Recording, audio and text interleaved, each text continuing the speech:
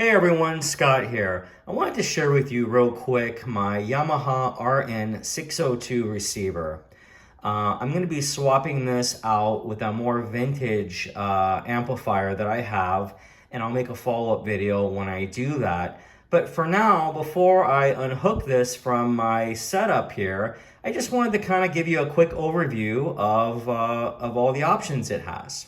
So with further ado, let's go ahead and take a look. Right here we have the power switch, headphones, speakers A/B. There's a USB stick option, so if you want to upload your music there, you can plug it in.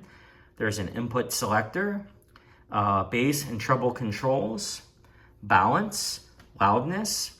There's a select mode option is there for the menu. There's a return option there for the menu controls. There's your volume. There's your pure direct switch. If we get a little closer here, you'll see dimmer, display, mode, memory, clear, band for the radio, presets for the radio, and your tuning for the radio.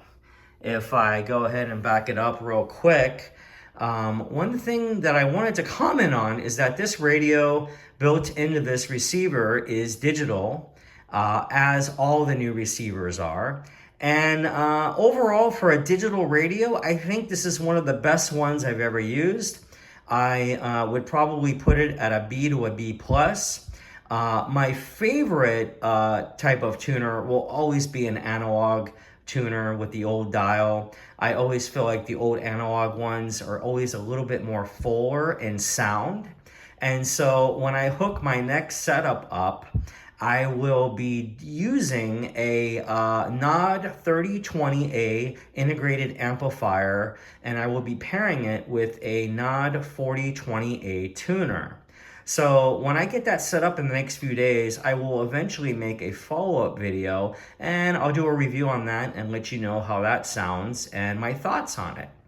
In the meantime, let's go ahead and flip through the inputs on the Yamaha, and you can kind of see everything that it offers.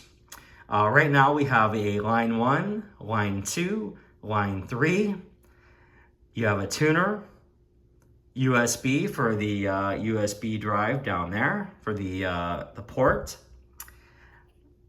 You have a server if you have a local media server, net radio, MC Link, AirPlay, Napster, Sirius XM, Spotify, Pandora, Tidal, Deezer, Bluetooth, CD, optical 1 with an optical 2, and then you have a coaxial 1 and a coaxial 2.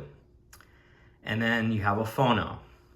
And so overall, like I said, pretty nice receiver. I've been enjoying it at least for the last 7, going on 8 years now. And the only reason I'm thinking about swapping over to something different and trying something different is because I no longer use Spotify. And so one of the biggest benefits I thought that this receiver had was that I could stream Spotify music from my iPhone, and then I could go into other apps on my iPhone, or just completely take my iPhone off of the network, and the music would still stream and play in the background perfectly fine. But when I switched off of Spotify, and now I'm using YouTube Music, if I try to use AirPlay to stream the music, because YouTube Music is not integrated into this receiver, I have this issue with AirPlay because it's the older version, where if I change apps and that new app has a different sound, the music cuts off, and then you just kind of like rebroadcast that new sound through the receiver, through the speakers. And so it's a big interruption on your background music. So in any case, I figured since I'm collecting more physical media these days, why not just go back to an older integrated vintage amp, try something a little different, and have a different experience. Overall though, if you're thinking about getting one of these Yamaha network receivers, I think they sound great. I have this one paired up with just some JBL bookshelves. And like I said, I have been very, very happy with the setup. So anyways, let me go ahead. I'm going to flip the receiver around and I will show you the back side of the receiver so you can see all the inputs, and then we will end the video. Okay, let's go ahead and look at the back. Okay, here is your Yamaha model number and all the technical information. And then you have your Wi-Fi wireless antenna. There's a network port. You have speakers, A and B ports here. You have your FM and AM tuner inputs there. You have a pre-out for a subwoofer. And then over here you have all of your phono and line inputs and everything else. So like I said, overall, lots of options. This receiver brings a lot of options for you to hook up many different things. And the only reason I'm getting rid of it is because I am going back to a more vintage amp. And I'm collecting more physical media.